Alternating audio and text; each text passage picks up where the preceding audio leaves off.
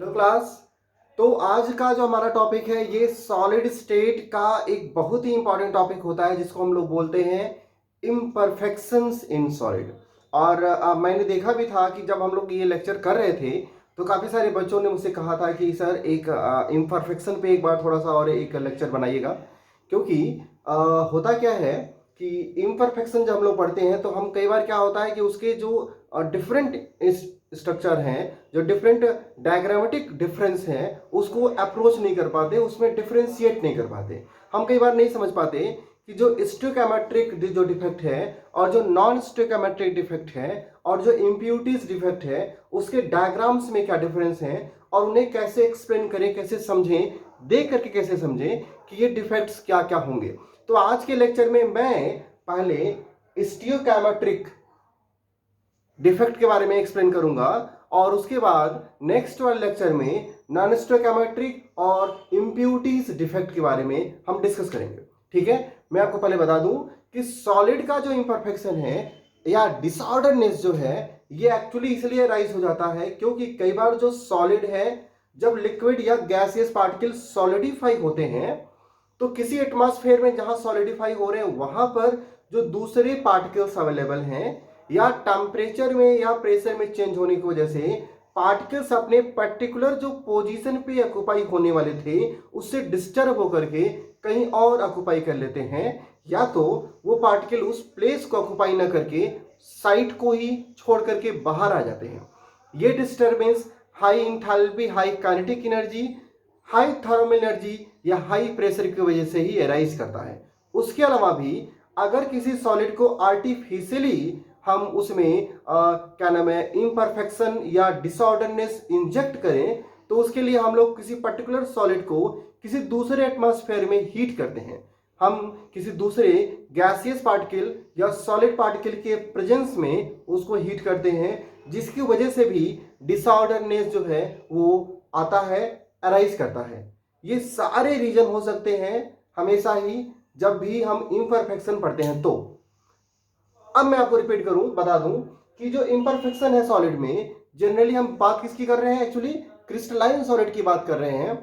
और crystalline solid में जो इम्परफेक्शन है ये हम ब्रॉडली क्लासीफाई करते हैं तीन तरीके से, जिसमें से दो जो तरीका है उसमें फार्मूले का डिफरेंस वाली बात करते हैं कि हमेशा किसी भी क्रिस्टलाइन सॉलिड का एक होता है फार्मूला। तो फार्मूला जिस पार्टिकल से, एटम से, मॉलिक्यूल से या आयन से मिलकर बना हुआ है, अगर उन एटम, पार्टिकल या आयंस का फार्मूला का जो रेशियो है, फार्मूले का जो रेशियो है इम्परफेक्शन की वजह से अगर डिस्टर्ब हो गया, ratio of the particles in the formula, solid formula अगर डिस्टर्ब हो गया इम्परफेक्शन की वजह से, तो हम उनको नॉन स्टोइकोमेट्रिक की कैटेगरी में रखेंगे, और अगर नहीं हुआ तो कैटेगरी बनाएंगे स्टोइकोमेट्रिक। जबकि इम्प्यूरिटीज डिफेक्ट का मतलब होता है कि किसी भी सॉलिड में बाहर से कोई इम्प्यूरिटीज ऐड कर दी गई है। स्टोइकोमेट्रिक, नॉन स्टोइकोमेट्रिक दोनों में बाहर से कोई लेना देना नहीं है, सॉलिड अपने आप में ही जो है डिफेक्ट क्रिएट करता है।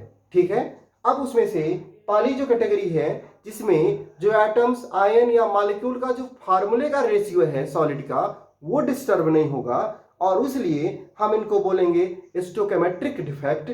और इसमें हम बेसिकली दो तरह के डिफेक्ट्स की स्टडी करते हैं।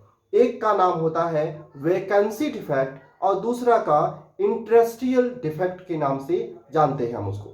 उन्हीं दोनों का स्पेशल कैटेगरी है जो नीचे स्कॉटकी और फ्रेंकल के नाम से एक्सप्लेन किया जा रहा है। मैं आप दिखाता जा रहा हूं, आप पीछे डायग्राम इसको एक्सप्लेन समझते जाइए कि यहां पर मैंने चार तरह के फिगर ड्रा करे हुए हैं, जिसमें दो फिगर वैकेंसी और स्कॉटिकी को एक्सप्लेन करेगा और लास्ट का जो थर्ड और फोर्थ फिगर है वो इंडस्ट्रियल डिफेक्ट को और फ्रेंकल डिफेक्ट को एक्सप्लेन कर रहा है।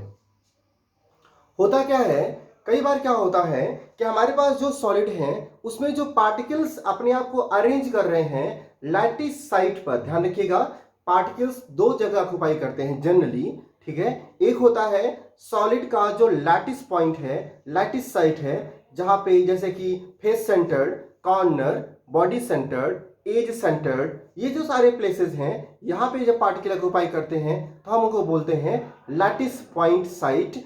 जबकि दूसरा जो पोजीशन होता है पार्टिकल के ऑक्यूपाई करने का वो होता है उन सारे पार्टिकल के बीच में जो जगह होती है जिसको हम इंटरस्टियल पोजीशन या वाइड्स बोलते हैं, वहां पर ही पार्टिकल ऑक्यूपाई कर लेते हैं डिपेंडिंग उनकी साइज कैसी है।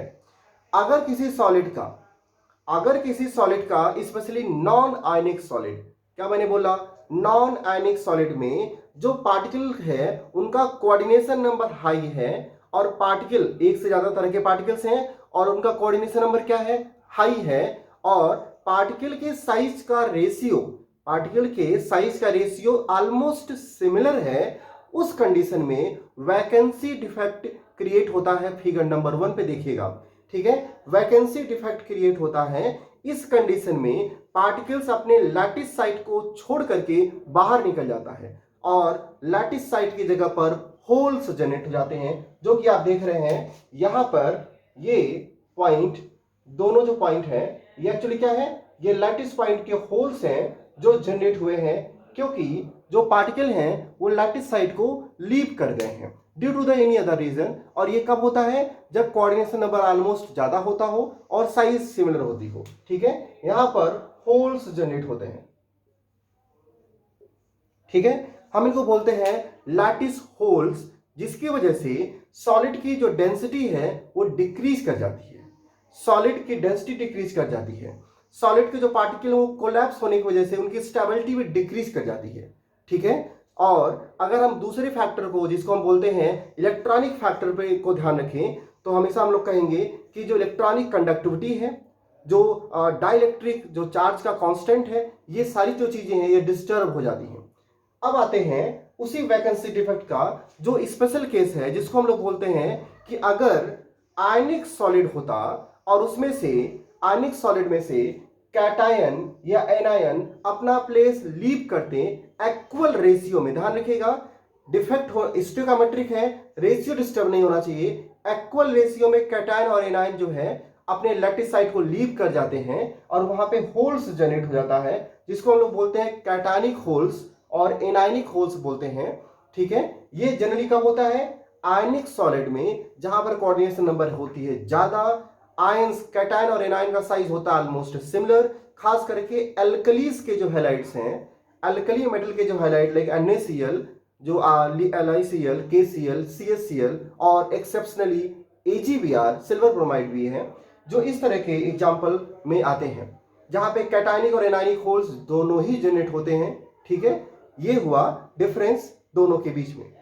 दूसरा नेक्स्ट जो कंडीशन है, अगर मान लीजिए कैटायन का साइज एनायन के साइज से छोटा है, एनायन बड़ा है और कैटायन का साइज छोटा है, ये तब होता है जब किसी सॉलिड में कोऑर्डिनेशन नंबर होता है लो कोऑर्डिनेशन नंबर वाले सॉलिड में कैटायन एनायन का जो रेशियो है या जो पार्टिकल्स का रेशियो है, उनके साइज का रेशियो एक्चुअली होता है डिफर। ज्यादा डिफर होने की वजह से कोई भी एक छोटा जो पार्टिकल है, जो स्मॉलर पार्टिकल है, वो इंटरस्टियल पोजीशन, मतलब कि जो लैटिस साइट के बीच में जो जगह है उसको जाके ऑक्यूपाई कर लेता है, और हम उसको बोलते हैं इंटरस्टियल साइट वाला जो पोजीशन है। Smaller size particle generally occupied the gap wide between the या among the particles, the lattice particles, हम उसको बोलते हैं इंटरस्टियल साइट। और इस कंडीशन को, इस तरह के डिफेक्ट को हम बोलते हैं इंटरस्टियल डिफेक्ट या डिसलोकेशन डिफेक्ट। इंटरस्टियल डिफेक्ट जनरली बोला जाता है, ये नॉन आयनिक कंपाउंड्स के लिए या सॉलिड के लिए जो है बनता है, नॉन आयनिक। अगर इसको आयनिक कंडीशन में स्टडी करें तो हम लोग बोलेंगे आयनिक कंडीशन में कि अगर मान लीजिए कैटायन का साइज स्मॉलर है देन एनायन, तो जनरली क्या होगा, कैटायन अपने प्लेस से ऑक्यूपाई क्या करेगा, डिसलोकेट होगा और इंटरस्टियल पोजीशन को ऑक्यूपाई करेगा, हम उसको बोलेंगे इंटरस्टियल कैटायन। और कैटायन का जो रेगुलर प्लेस है, मतलब लैटिस साइट है, वहां पे कैटायनिक होल्स जनरेट हो जाता है, यहां पे सिर्फ कैटायनिक होल्स जनरेट होगा।